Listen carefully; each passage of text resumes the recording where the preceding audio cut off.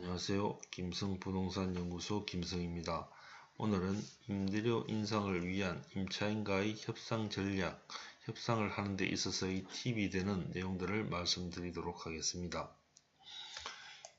먼저 임대료 인상 폭을 높여서 시작하라는 겁니다. 임대인이 임차인과 임대료 협상을 할 때 임대료를 인상을 하는 폭이 있을 겁니다. 이 폭을 최대한 높여서 협상을 할 때 임대인은 보다 쉽게 임금 인상을 이끌어낼 수가 있다는 겁니다. 좀 더 쉽게 설명드리면은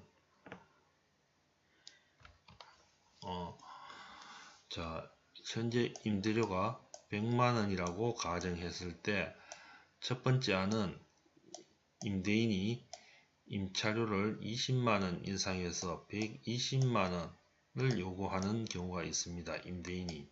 두 번째 안은 이 100만원에서 10만원만 인상해서 올려서 110만원 받겠다. 이렇게 요구하는 경우가 있습니다. 자, 1번하고 2번이 있었을 때 어느 쪽이 더 임대인 입장에서 쉽게 임금 인상을 이끌어낼 수 있을까요?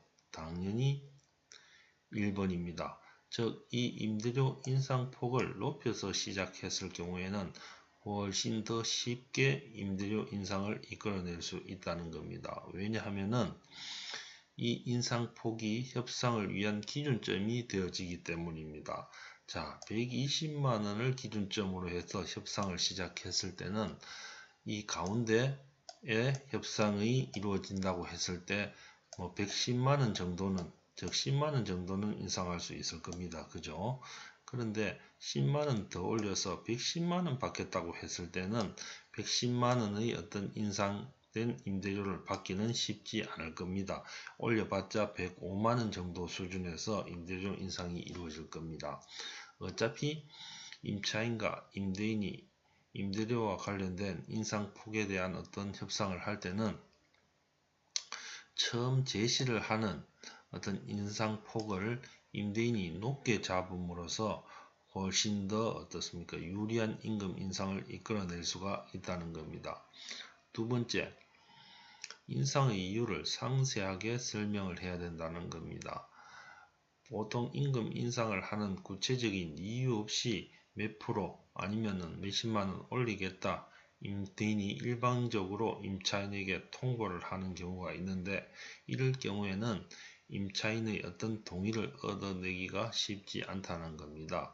따라서 임대인은 임금 인상을 요구할 때 충분히 왜 이 임금이 아니라 임대료를 인상할 수밖에 없느냐 하는 부분을 상세하게 설명을 해야 된다는 겁니다. 예를 들어 물가가 이렇게 상승을 했고 각종 세금이 지금 많이 인상되어졌고 관리비가 증가되어졌고 장기간 임대료 인상이 없었다라든지 이런 이유, 임차인이 실제로는 납득할 수 없고 말도 안 되는 이유일지라도 임대인이 이런 인상의 이유를 설명함으로써 쉽게 어떻습니까? 임차인의 동의를 얻어낼 수가 있다는 겁니다. 따라서 설득력이 없더라도 어떠한 이유를 붙이더라도 임대료를 인상할 수밖에 없는 이런 이유들을 제시를 해서 임차인의 동의를 이끌어내야 된다는 겁니다. 세 번째, 임차인이 인테리어 비용을 많이 투자했을 경우에는 아무래도 임대료 인상에 대한 임차인의 저항이 적을 수밖에 없다는 겁니다. 따라서 인테리어 비용을 투자했는지 얼마 안 된다든지 아니면 처음 보통 계약을 할 때 임차인이 인테리어를 하고 들어오죠. 그죠?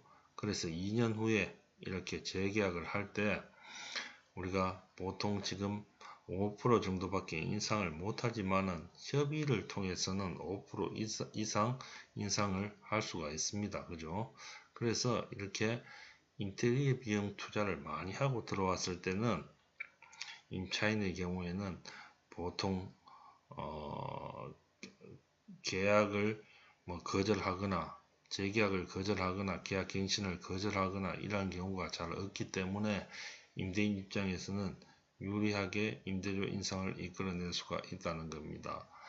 네 번째, 보통 이렇게 처음 인테리어에 과도한 비용을 투자하고 임차인이 입점해서 영업을 할 때는 실제로 한 2년 전까지는 어떤 기반을 닦기가 힘든 경우가 많이 있습니다. 따라서 고의적이든 고의적이지 않든 3개월 임대료가 이렇게 미납되어지는 경우가 있습니다. 이렇게 임대료가 미납되어졌을 때는 임차인의 계약갱신 청구권이 박탈되어집니다. 따라서 2년 계약을 처음 했던 1년 계약을 했던 관계없이 그 임대차 기간이 끝나서 다시 계약을 할 때는 5% 임대료 인상 제한에 적용을 받지 않기 때문에 보다 유리하게 임대인이 임대료 인상을 이끌어낼 수가 있다는 겁니다. 다섯 번째, 인상 시에는 임차인이 계약을 안 하겠다 하고 계약 거절을 얘기하는 경우가 있습니다. 이때는 실제로는 이게 임금 인상에 대한 임대료 인상에 대한 거부의 뜻으로 임차인이 나갈 생각 없이 이렇게 얘기를 하는 경우가 있고 실제로는 계약을 안 하는 경우가 있습니다. 임대료가 인상되어졌을 때 이때 임대인은 이 임대인의 계약을 안 하겠다 하는 이 말의 어떤 진위 여부를 파악해야 된다는 겁니다. 왜냐하면은 지금과 같은 불경기에 임차인이 계약을 안 하고 만약에 퇴거를 했을 경우에는 당장 어떻습니까? 이런 공실이 발생되어지죠. 그죠? 이 공실 발생에 의한 어떤 손해가 임대료를 인상하지 않는 것보다 훨씬 더 어떻습니까?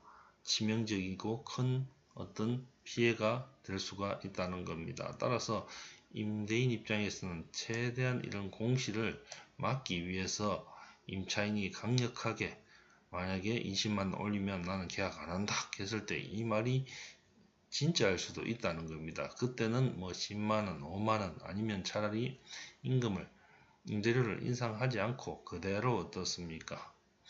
다시 계약을 해주는 게 어쩌면 임대인 입장에서는 유리할 수도 있다는 겁니다. 여섯 번째, 협상 결렬 시 차선책을 준비하라는 겁니다. 실제로 이런 협상이 언제든지 어떻습니까? 결렬되어지고 서로 간의 어떤 의견이 맞지 않을 수가 있다는 겁니다. 그러면은 다른 부분에서 임대인이 어떻습니까? 조금 임금 인상을 못 시키더라도 보충할 수 있는 어떤 그런 차선책의 어떤 안건들을 제시할 준비를 사전에 해놓을 필요가 있다는 겁니다. 예를 들어 임대료를 못 올리더라도 관리비를 조금 더 받는다든지 아니면은 뭐 다른 측면에서 어떻습니까? 지금까지 뭐 임차인이 소홀히 했던 어떤 그런 부분, 예를 들어 뭐 상가 건물의 어떤 청소라든지 그런 부분을 요구한다든지 뭐 이렇게 해서 임대인의 어떤 비용 절감을 할 수 있는 그런 여지도 충분히 있다는 겁니다. 이런 부분까지 협상 전에 상세하게 계획을 잡고 임차인과의 협상에 임해야 된다는 겁니다. 자, 오늘은 임차인과 임금 인상에 관련된 협상 시에 임대인이 보다 효과적으로 임금 인상을 이끌어낼 수 있는 어떤 전략이 무엇이 있는가를 한번 생각해 보았습니다. 감사합니다. 다음 시간 뵙도록 하겠습니다.